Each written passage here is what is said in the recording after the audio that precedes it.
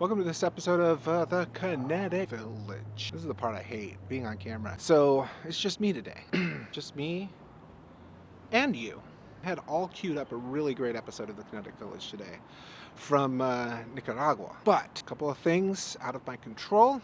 Had to shelve that, put it aside. So instead, let me talk a little bit about me, about this channel, about what it's here for. When I was a kid, I was living in the Philippines, and there was an event in the 80s there, the People Power Revolution, where they overthrew the president, dictator Marcos at the time. Without getting into all the details of what that event meant, at that time a light bulb went off in my head, and I realized what an important role the media had in shaping a culture and shaping the direction of a country or of a people or of a culture.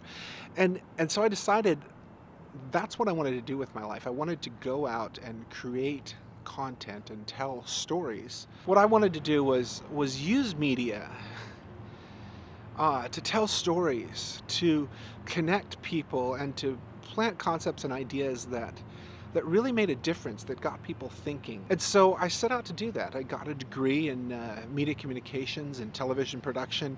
I took a leap of faith and volunteered myself to go overseas to do a documentary for an organization about the genocide in Rwanda. Not too long after that, I found myself doing this full time. I started traveling and I started seeing the world, and to date I've been to over 60 countries and I've been to every continent except Antarctica. But while doing that, the landscape of this world changed. When I first got started, it was very expensive to do television and video production. My first editing computer cost me $35,000. My first camera cost me over 10. But slowly those prices began to drop and the quality began to go up. And then the distribution went from being television or VHS to DVD and then eventually online. And I saw that as that was a hard thing. It was harder to get work because there was more people doing what I did. But it was so much easier to do. I could create more content faster and better than ever before. It also opened the door for me to tell stories in new ways and different ways.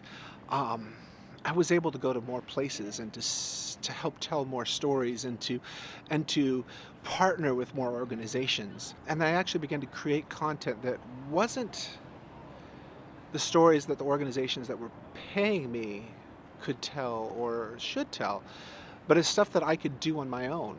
It's stuff that I could take that experience and that perspective that I was privileged to have and to tell a different type of story. And so I started this YouTube channel, Kinetic Village. I told the story of Around the World in 80 Hours. I went and did a documentary in Jerusalem called 3, but it's still a process. I don't know exactly where this channel lies in the mix of all of the cool content that's on YouTube, but it's getting there, and I'm excited to interact with you and to hear your comments and thoughts about where it might go, and then how that jives with what's in my heart of what I feel I have to say, or maybe just help me discover that and shape that.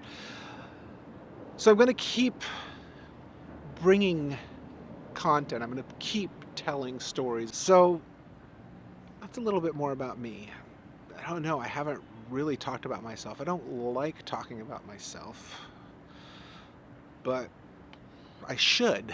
I want to get to know you, and in that process you need to get to know me. So that's my story today. That's what I want to share with you, and I'll be back in a couple of weeks with that video from Nicaragua, and we'll keep the conversation going. Thanks so much. I'll see you next time. Peace out.